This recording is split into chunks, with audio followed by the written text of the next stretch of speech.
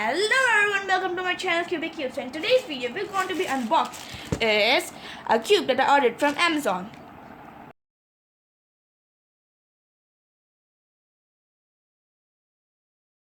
So let's start unboxing it.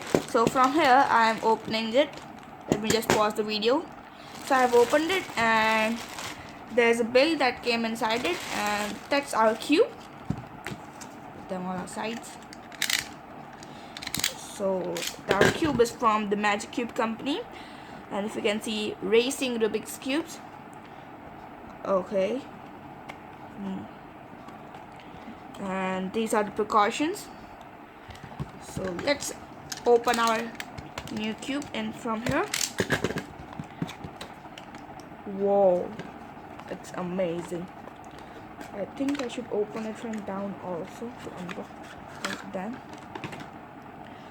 Whoo! If you can see, that's the 3x3 centrosphere, and it works like this. Wow. Okay, I think this also moves. Yeah, it also moves. It's a 2x2 with a 3x3 inside it. And let me just oh yes, this also moving like this. Oh, so I can make a pattern from this. Okay. Whoa. Oh, once and once.